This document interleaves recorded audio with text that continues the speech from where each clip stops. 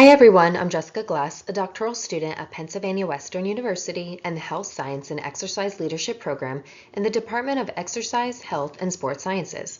I'm going to present my scholarship artifact for the spring semester, which is a narrative review I submitted to the National Academy of Sports Medicine and the process it took to get there.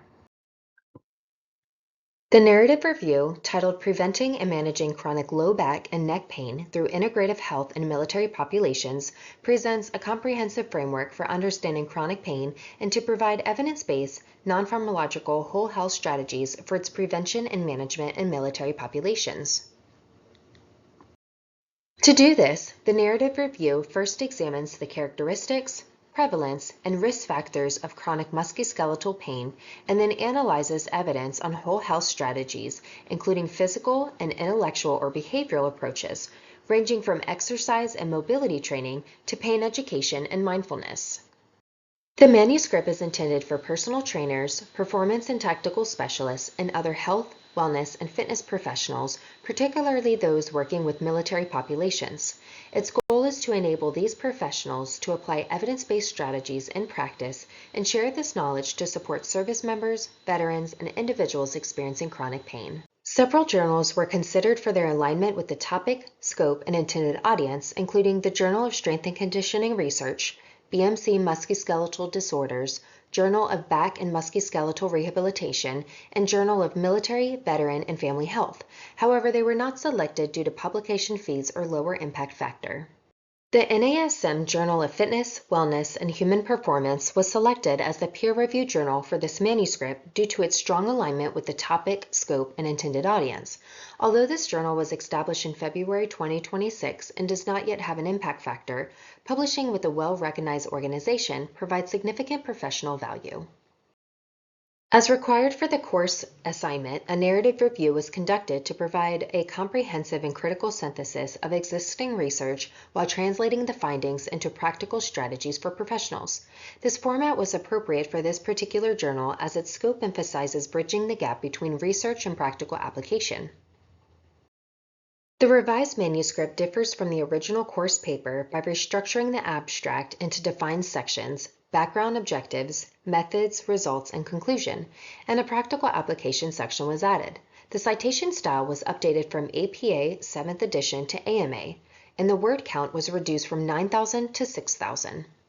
The initial manuscript exceeded the word limit by 3,000 words and required multiple revisions, including adding a practical application section, which would have further increased the word content. An impactful co-author revision suggested resynthesizing the findings, resulting in a more cohesive presentation and shorter statements that significantly reduced the word count. Authors must register on the editorial manager website, upload all required documents including a title page, manuscript checklist, and conflict of interest form, and complete questionnaires with author details and manuscript classifications. A PDF containing all submitted information is generated, which must be reviewed before final submission. During the questionnaire and the submission process, authors are asked to suggest 2 reviewers, a step I had not yet encountered prior to this opportunity. This required additional research on my end to understand the journal's expectations. I learned that while the journal is not required to use the suggested reviewers, providing them can help streamline the review process. After submission, I received a request for revisions, including adding the abstract and removing affiliations from different title pages. Although the journal provides general guidelines, certain requirements can be unclear, highlighted that scholarly publishing extends beyond writing and requires careful attention to detail and strict adherence to guidelines. This opportunity provided a significant milestone in my doctoral training as it strengthened my understanding of the scholarly publication process. I learned that submission involves far more than uploading a manuscript. It requires alignment with the journal's scope and audience, adherence to specific guidelines and citation styles, and consideration of fees or predatory status. To reach a broader audience, publication is essential. Building on a previous paper allowed me to focus entirely on navigating and learning the publication process. Evaluating several journals with the publication mindset and revising the paper to align with their guidelines provided hands-on experience, all with the support of my advisory panel and doctoral faculty. My manuscript is currently in revised status. The journal editors have completed their initial review, and I must address the revisions by April 2nd, 2026 to proceed in the publication process.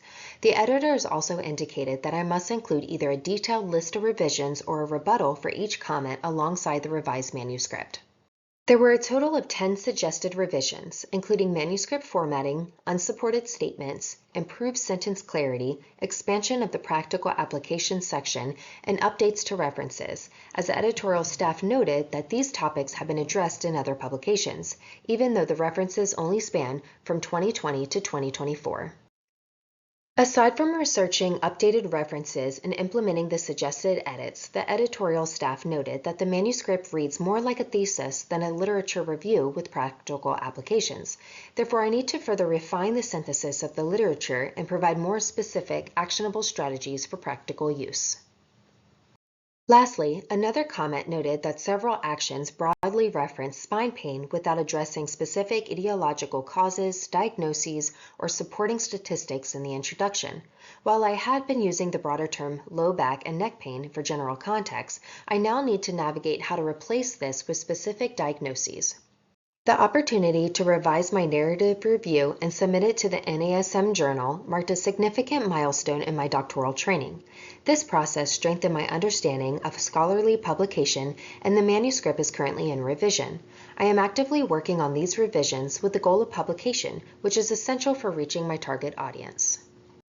This presentation provided a summary of my scholarship artifact for the spring semester, a narrative review submitted to the NASM titled Preventing and Managing Chronic Low Back and Neck Pain Through Integrative Health in Military Populations. If you have any questions or would like further information, please feel free to reach out to me via email. Thank you for your time.